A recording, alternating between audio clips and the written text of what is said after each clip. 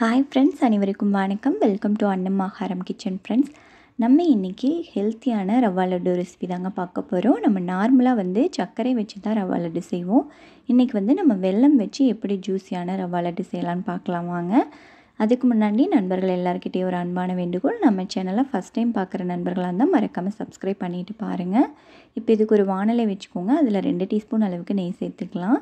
நெய் நல்லா காஞ்சதும் உங்களுக்கு தேவையான அளவுக்கு பாதாம், முந்திரி இதெல்லாம் கட் பண்ணிவிட்டு சேர்த்து நல்லா வறுத்து எடுத்துக்கோங்க. ஒரு 2 நிமிஷம் வறுத்திங்கன்னா போதுங்க. அதிக நேரம் விட்டிங்கன்னா நம்மளுக்கு கருகிடும். இப்போ இது நல்லா வறுபட்டதும் நம்ம வேறு ஒரு பவுலில் மாற்றி எடுத்து வச்சுக்கலாம். இப்போ அது கூடவே 1 கப் அளவுக்கு ரவை சேர்த்துக்கோங்க. இதை லோலேருந்து மீடியம் ஃப்ளேமில் வச்சு நல்லா வறுத்து எடுத்துக்கோங்க. கைவிடாமல் நல்லா கலந்து விட்டுட்டே இருங்க. அப்போ தான் நம்மளுக்கு கலர் மாறாது. இதை நல்லா வறுபட்டுடுச்சு பாருங்கள். நம்மளுக்கு கலரும் மாறல. இந்த அளவுக்கு நல்லா வறுத்து எடுத்துக்கோங்க.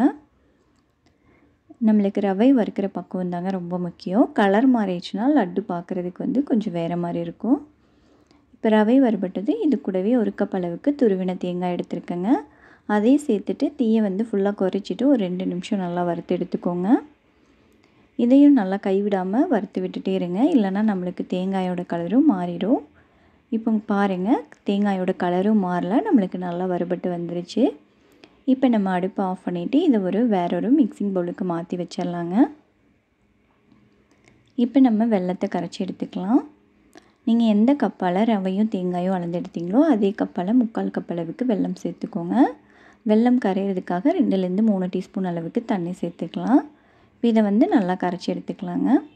இது இனிப்பு கரெக்டாக இருக்கும். உங்களுக்கு இனிப்பு அதிகமாக தேவைப்பட்டுச்சுன்னா நீங்கள் 1 கப் அளவுக்கு வெல்லம் சேர்த்துக்கலாம். இப்போ இது நல்லா கரைஞ்சிருச்சுங்க. இதை நம்ம வடித்து விட்டுறலாம். வடித்து விட்டதுக்கப்புறமா இதை நல்லா கலந்து விட்டுக்கோங்க.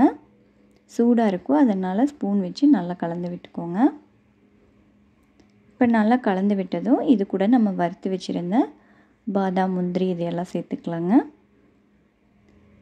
நான் 1 டீஸ்பூன் நெய்யில் திராட்சையை வறுத்து எடுத்து வச்சுருக்கேன், அதையும் சேர்த்துக்கலாம். வாசனைக்காக 1/4 டீஸ்பூன் அளவுக்கு ஏலக்காய் பொடி சேர்த்து இது எல்லாத்தையும் நல்லா கலந்து விட்டுக்கலாம்.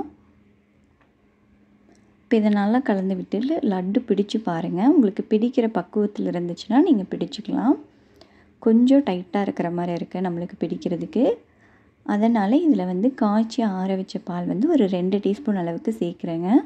உங்களுக்கு பால் வேண்டாட்டி நீங்கள் நெய் வேணும்னாலும் நெய் சேர்த்துக்கலாம்.